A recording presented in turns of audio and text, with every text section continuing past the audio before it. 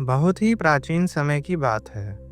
उस समय समाज के लोगों में बुरी आदतें, क्रोध, लड़ाई झगड़े और दुख और दर्द बढ़ते ही चले जा रहे थे।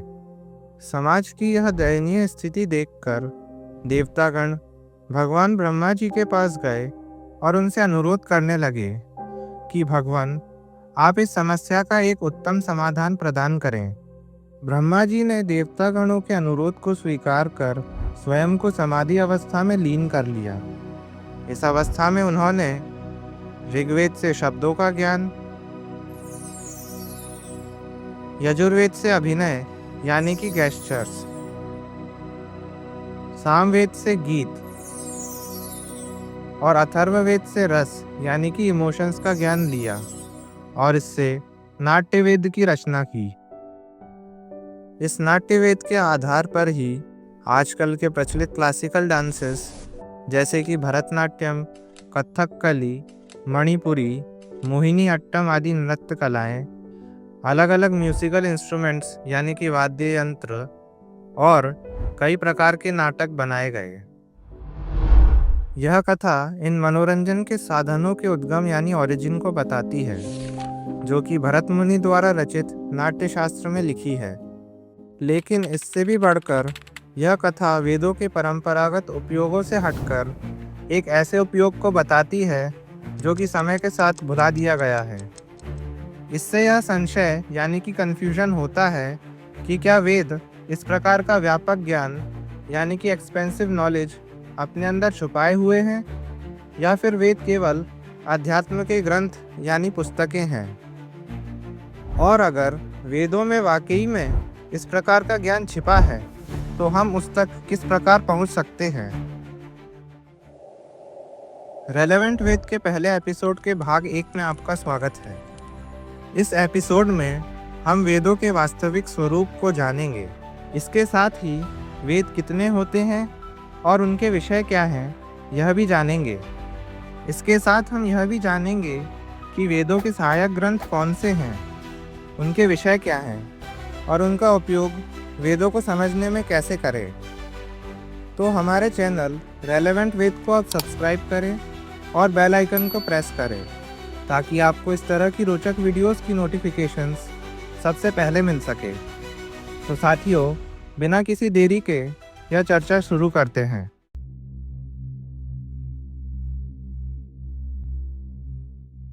हम रोज़मर्रा के जीवन में देखते हैं कि किसी व्यक्ति के नाम में या किसी तीर्थ या स्मारक के नाम में या फिर किसी शहर के नाम में, यहाँ तक कि किसी पेड़ या पौधे के नाम में भी कुछ न कुछ जानकारी छिपी होती है।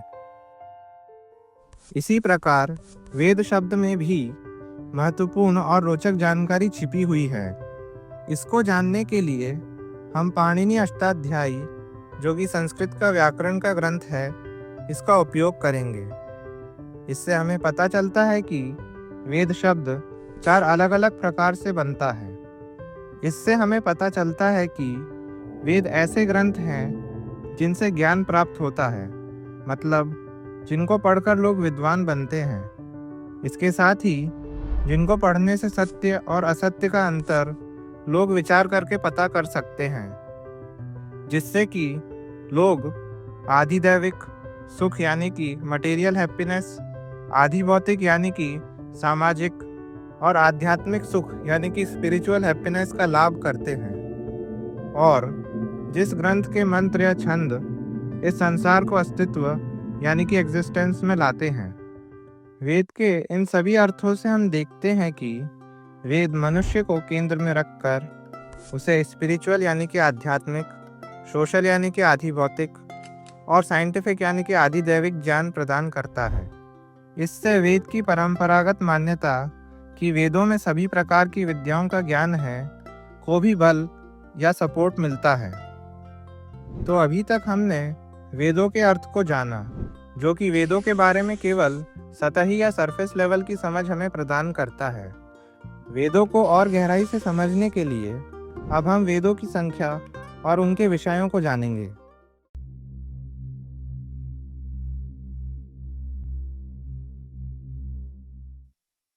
वेद कितने हैं यह प्रश्न उठने के कई कारण हैं। इनमें से सबसे प्रत्यक्ष कारण यह है कि हम वेद नाम से बहुत से ग्रंथों के नाम सुनते हैं, जैसे कि आयुर्वेद, धनुर्वेद, और इसी वीडियो में हमने नाट्यवेद भी देखा। इसके अलावा भी बहुत से इसी नाम के ग्रंथ भी हैं। दूसरा कारण यह भी है कि कई मध्यकालीन विद्वानों ने वैदिक ग्रंथों की व्याख्याओं में ऐसा लिखा है कि वेद व्यास जी ने द्वापर युग के अंत में एक वेद के 4 विभाग किए, जो कि वर्तमान के 4 वेद हैं। इसके अलावा तीसरा कारण यह है कि तैत्तिरीय ब्राह्मण का यह कथन जो कहता है कि वेद अनंत हैं। इन सभी कारणों से वेद कितने हैं यह प्रश्न के उत्तर में कंफ्यूजन या संशय होता है। इस संशय का समाधान यजुर्वेद के 32वें अध्याय का 7वां मंत्र करता है। इस मंत्र के अनुसार वेदों की उत्पत्ति एक साथ हुई थी और वेद शुरू से ही केवल 4 थे। ये 4 वेद हैं ऋग्वेद, यजुर्वेद, सामवेद और अथर्ववेद। इसके अलावा अन्य ग्रंथ जैसे कि आयुर्वेद आदि, ये ग्रंथ 4 मुख्य वेदों की सहायता से ही बने हैं। इस कारण इन ग्रंथों की गणना वेदों में नहीं होती। इन ग्रंथों में वेद इसलिए लगता है क्योंकि ये अपने निर्धारित विषय जैसे आयुर्वेद का स्वास्थ्य, गंधर्ववेद का गान, धनुर्वेद का धनुर्विद्या और युद्ध, और शिल्पवेद का शिल्प कला, इन सभी का ये पूर्ण ज्ञान प्रदान करते हैं। इस कारण इन ग्रंथों को उनके विषयों का वेद कहा जाता है।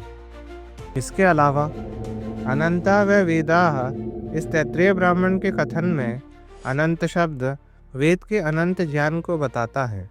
इन सभी तर्कों के आधार पर हम यह निर्णय पर पहुंचते हैं कि वेद 4 हैं। ये 4 वेद हैं ऋग्वेद, यजुर्वेद, सामवेद और अथर्ववेद। वेद कितने हैं यह निर्धारित करने के पश्चात अब हम इन वेदों के विषयों के बारे में जानेंगे।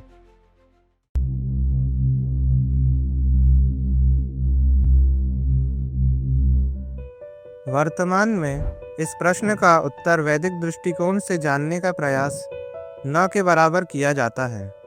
इस कारण वेदों को समझने में ऐसी स्थिति उत्पन्न होती है कि मानो आज की एक बायोलॉजी की पुस्तक किसी तरह 3000 वर्षों तक बच जाती है और भविष्य में किसी इतिहासकार को वह खुदाई में मिल जाती है। उस समय की भाषा की वोकैबुलरी इतनी बदल जाती है कि जब वह इतिहासकार उसका अनुवाद या ट्रांसलेशन करता है तो वह आज के प्रसिद्ध अमीबा और पैरामीशियम जैसे जीवों को वह राजा मानकर उनके बीच में युद्ध का विवरण बना देता है। इस तरह एक बायोलॉजी की किताब बिना उसके विषय की समझ के एक इतिहास की किताब बन जाती है। इस दृष्टांत से वेदों के विषयों को जानना और भी ज़रूरी हो जाता है। तो वेदों का आखिर विषय क्या है? इस प्रश्न का उत्तर ऋग, यजुः, साम और अथर्व इन शब्दों के अर्थों में छिपा है। इन शब्दों के अर्थों को जानने के लिए हम फिर से पाणिनि की अष्टाध्यायी और अन्य वैदिक ग्रंथों का उपयोग करेंगे। इनका उपयोग करके हमें पता चलता है कि ऋग्वेद सभी पदार्थों के गुणों के बारे में बताता है, जैसे कि ब्रह्म, आत्मा, अग्नि, वायु आदि पदार्थ। इसके साथ ही यह इन गुणों के आधार पर शब्दों की स्पष्ट परिभाषाएं भी देता है। इस सब ज्ञान को पाकर लोगों की इन पदार्थों में रुचि बढ़ती है, जिससे कि वे इनका उपयोग करने के लिए प्रेरित होते हैं। इनके उपयोग के लिए यजुर्वेद को बनाया गया, जिसमें कि सभी क्रियाकांडों का वर्णन है। अनेक विद्याओं के ऊपर ठीक ठीक से विचार किया गया है, जिससे कि इन पदार्थों का सही तरीके से उपयोग ले सकते हैं। इसके पश्चात सामवेद के विषय हैं ज्ञान और आनंद की उन्नति। हमने यजुर्वेद से पदार्थों के संभावित उपयोग यानी कि पोटेंशियल एप्लीकेशंस का ज्ञान प्राप्त किया। सामवेद उन ज्ञान, कर्म और उपासना कांड की वृद्धि या बढ़त और फल कितना और कहाँ तक होना चाहिए यह निर्धारित करता है। अंत में अथर्ववेद पर आते हैं। इसका विषय सभी संशयों की निवृत्ति करना है, सभी विद्याओं की रक्षा करना है और शेष भाग की पूर्ति करना है। वेदों के इन विषयों को और स्पष्टता से समझने के लिए हम नाट्यवेद की रचना का उदाहरण लेते हैं। ऋग्वेद से मनुष्य का प्रयोजन इस ब्रह्मांड में क्या है, यह समझकर अभिनय, रंग, वाणी, चित्र, गति आदि के गुण क्या क्या होने चाहिए, यह निर्धारित किया गया। इसे क्रियान्वित या उपयोग करने के लिए, आध्यात्मिक दृष्टि से लाभकारी बनाने के लिए यजुर्वेद से योग के सिद्धांतों का उपयोग करके गैस्चर्स यानी कि अभिनयों का निर्माण किया गया। बहुत ही प्राचीन समय की बात है। उस समय समाज के लोगों में बुरी आदतें, जिस प्रकार यह वीडियो बिना म्यूजिक या संगीत के कम मनोरंजक लगती है, इसी प्रकार नाट्य को और मनोरंजक बनाने के लिए सामवेद से गीत जोड़ा गया। अंत में नाट्य की पूर्ति के लिए अथर्ववेद से उसमें रस यानी कि इमोशंस जोड़े गए। इस प्रकार सभी वेदों के विषयों को जानकर हम भी वेदों को समझ सकते हैं और उसको उपयोग करने की तरफ कदम बढ़ा सकते हैं। वेदों के विषयों से हमने यह भी जाना कि वेदों को ऋग, यजुः, साम, अथर्व इस क्रम से ही क्यों गिना जाता है।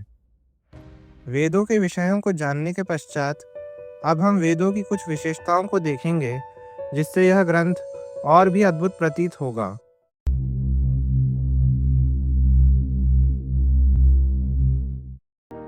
हम देखते हैं कि अनेक विषयों को बताने के लिए अनेक पुस्तकों की आवश्यकता पड़ती है। तो वेदों में ऐसी कौन सी विशेषताएं हैं जिससे वह सभी विद्याओं का ज्ञान अपने अंदर समेटे रख सकता है। वेदों की सबसे पहली विशेषता यह है कि वेद में किसी एक शब्द के अनेक अर्थ हो सकते हैं। उदाहरण के लिए प्रचलित इंद्र शब्द ही ले लीजिए। इंद्र का अर्थ प्राण हो सकता है, मन भी हो सकता है, विद्युत भी हो सकता है। इस प्रकार इंद्र के अलग अलग संदर्भों में अलग अलग अर्थ हो सकते हैं। इसके साथ ही वेदों में अनेक शब्दों के एक समान अर्थ भी हो सकते हैं। उदाहरण के लिए आकाश, वैश्वानर, इंद्र आदि शब्दों के अर्थ ब्रह्म भी हो सकता है। यह दोनों विशेषताओं के कारण एक वैदिक मंत्र के अनेक अर्थ अनेक विषयों पर हो सकते हैं, जिसके कारण वेदों में सभी विषयों का ज्ञान छिपा हो सकता है। इसके अलावा एक अन्य कारण यह भी है कि वेदों में किसी भी विषय का संपूर्ण ज्ञान या नॉलेज है। इसका मतलब यह भी है कि हम उस विषय को कुछ डेफिनेशंस और थ्योरीज में समराइज कर सकते हैं। इसको समझने के लिए हम क्लासिकल मैकेनिक्स का उदाहरण लेते हैं। पिछले 600 सालों में इस विषय को कोपरनिकस, गैलीलियो, न्यूटन, ऑयलर आदि वैज्ञानिकों के प्रयत्नों ने पूर्ण रूप से स्थापित किया। वर्तमान में हम क्लासिकल मैकेनिक्स को न्यूटन के 3 गति के नियम या laws of motion, conservation theorems और कुछ डेफिनेशंस के रूप में पूर्ण रूप से संक्षिप्त में लिख सकते हैं या समराइज कर सकते हैं। इसी क्लासिकल मैकेनिक्स को अगर हम संस्कृत के श्लोकों के रूप में लिखें तो अधिक से अधिक 12 से 13 श्लोकों में पूर्ण रूप से इसे लिखा जा सकता है। इन्हीं 12 से 13 श्लोकों को एक कुशल व्यक्ति उपयोग करके एक रॉकेट को स्पेस में भी पहुंचा सकता है। इसी प्रकार वेदों के मंत्र भी परिभाषा और सिद्धांत के रूप में हो सकते हैं, जिसका उपयोग प्राचीन काल में ऋषि लोग बहुत व्यापक और अद्भुत रूप में करने में सक्षम होते होंगे। इस प्रकार भी वेदों में सभी विषयों का ज्ञान छिपा हो सकता है। वेदों को और अच्छे से समझने के लिए अब हम शाखाओं के बारे में जानेंगे।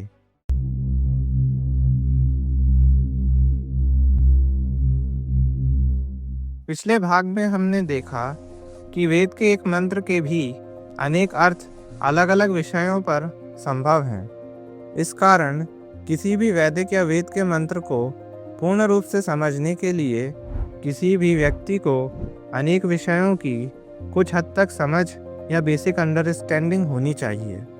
उदाहरण के लिए, अगर कोई मंत्र समाज की एक व्यवस्था को बता रहा है, लेकिन उस मंत्र को पढ़ने वाले व्यक्ति को समाजशास्त्र की समझ नहीं है, तो वह व्यक्ति उस मंत्र के सामाजिक यानी कि आधि भौतिक अर्थ तक नहीं पहुंच पाएगा। हर एक वेद के मंत्र में इस तरह के व्यापक ज्ञान होने के कारण किसी भी एक वेद को अच्छे से समझने के लिए प्राचीन काल में बहुत समय लगता था। इस कारण ज़्यादातर लोग एक या दो ही वेद के विशेषज्ञ बन पाते थे।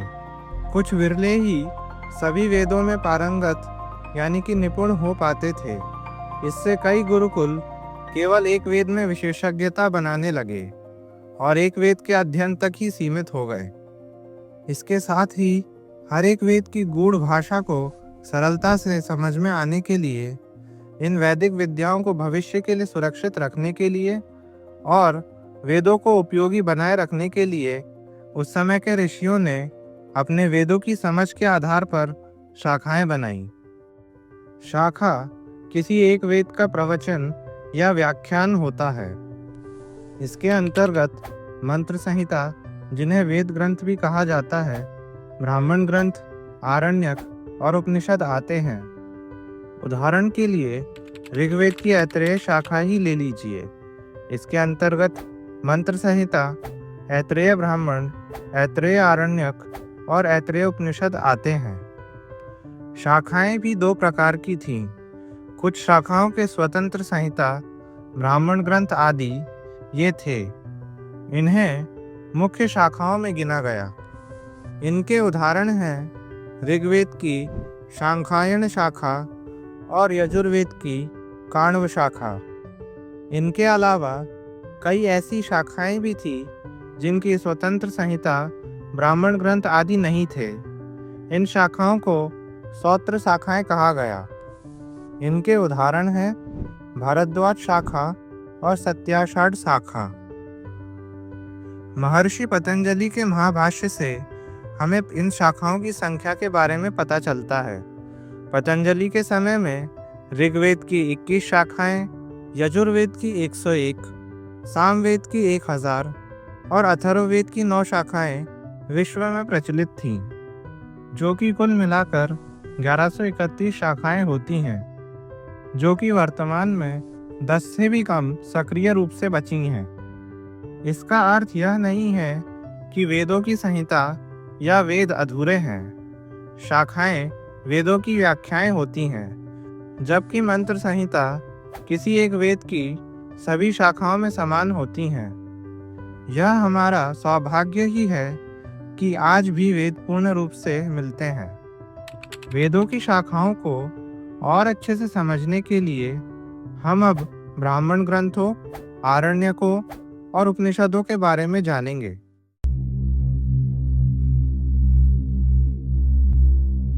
ब्राह्मण ग्रंथों में यह ब्राह्मण शब्द का अर्थ इन संदर्भों के आधार पर यज्ञ क्रिया का व्याख्यान है। इसका यह तात्पर्य है कि ब्राह्मण ग्रंथों को प्रवचन यानी कि डिस्क्रिप्टिव फॉर्मेट में लिखा गया। इसके साथ ही इन्हीं संदर्भों से यह पता चलता है कि ब्राह्मण ग्रंथ वेदों के मंत्रों के व्याख्यान करते हैं। इससे हम यह निष्कर्ष या रिजल्ट पे पहुंचते हैं कि ब्राह्मण ग्रंथ वेद नहीं है।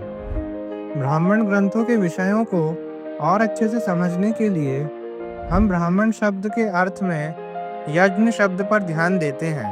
यज्ञ का अर्थ इन वैदिक संदर्भों के आधार पर केवल पारंपरिक याज यज्ञ नहीं है, बल्कि पाक यज्ञ, श्रेष्ठतम कर्म, सूर्य और सूर्य के कारण होने वाली क्रियाएं आदि भी हैं। इस सब के आधार पर ब्राह्मण ग्रंथों के विषय यज्ञ संबंधी होने के साथ साथ भौतिक और सामाजिक भी हैं। हर ब्राह्मण ग्रंथ का किसी न किसी वेद से संबंध है, जैसे कि ऋग्वेद के साथ ऐतरेय और शांखायन ब्राह्मण का, यजुर्वेद के साथ शतपथ, तैतरीय, काठक आदि का, अथर्ववेद के साथ गोपद का और सामवेद के साथ तांड्य, जैमिनी आदि ब्राह्मण ग्रंथों का। इस प्रकार हमने ब्राह्मण ग्रंथों का संक्षिप्त परिचय देखा। ब्राह्मण ग्रंथों के पश्चात अब हम आरण्यक ग्रंथों के बारे में जानेंगे। आरण्यक ग्रंथों में आरण्यक शब्द अरण्य से आया है, जिसका अर्थ एकांत जंगल होता है। इससे यह पता चलता है कि आरण्य ग्रंथों के अंदर ऐसी विद्याएं होती हैं जिसका अध्ययन एकांत वन में रहकर किया जाता था। इस तरह एकांत में अध्ययन करने से आरण्यकों को रहस्य ग्रंथ भी कहा जाता था। आरण्यकों का उपयोग वैदिक मंत्रों को समझने में किया जाता है। ये कई वैदिक मंत्रों की व्याख्या करते हैं। कई आरण्यक ग्रंथ केवल ब्राह्मण ग्रंथों के भाग मात्र हैं। उदाहरण के लिए बृहद आरण्यक शतपथ ब्राह्मण का भाग है। सभी आरण्यक ग्रंथ किसी न किसी वेद से संबंधित हैं, जैसे कि ऋग्वेद से ऐत्रेय और शांखायन आरण्यक, यजुर्वेद से तैत्तिरीय, बृहद आरण्यक आदि ग्रंथ और सामवेद से तलवकार आरण्यक संबंधित हैं। वर्तमान में अथर्ववेद से संबंधित कोई भी आरण्यक नहीं मिलता। आरण्यक ग्रंथों को जानने के बाद अब हम उपनिषद ग्रंथों के बारे में जानेंगे। उपनिषद ग्रंथों में उपनिषद शब्द का अर्थ सरल शब्दों में ऐसी विद्या के ग्रंथ हैं जिनका अध्ययन करके या जिनका उपयोग करके परमात्मा के समीप पहुंचा जा सकता है। इस अर्थ के अनुसार इस ग्रंथ में जीवात्मा और परमात्मा के गुणों का स्पष्ट वर्णन है। इसके अलावा ये ग्रंथ कई उपासना विधियां बताते हैं जो कि आध्यात्मिक उन्नति में सहायक हैं। इसके साथ ही ये ग्रंथों का उपयोग वेदों को आध्यात्मिक रूप से समझने में होता है। मुक्तिका उपनिषद में कुल 108 उपनिषदों का वर्णन है। इनमें से 10 मुख्य उपनिषद हैं। इसके अंतर्गत ईशा, केन, कठ, तैत्तिरीय आदि उपनिषद आते हैं। इसके अलावा मैत्रायणी, श्वेतश्वतर और कौशितकी उपनिषद भी प्राचीन उपनिषदों में गिने जाते हैं। ये सभी 13 उपनिषद वेदों को समझने में सहायक हैं और वेदों से इस प्रकार संबंधित हैं। ये सभी उपनिषद ग्रंथ वेदांत दर्शन के भी भाग हैं। वेदांत दर्शन के बारे में हम अगले भाग में जानेंगे। तो पहले एपिसोड का पहला भाग यहीं पे समाप्त होता है। अगर आपको यह वीडियो पसंद आई है तो वीडियो को लाइक करें, चैनल को सब्सक्राइब करें और भविष्य में आने वाली वीडियोस की नोटिफिकेशंस के लिए बेल आइकन को प्रेस करें। तो मिलते हैं अगली वीडियो में।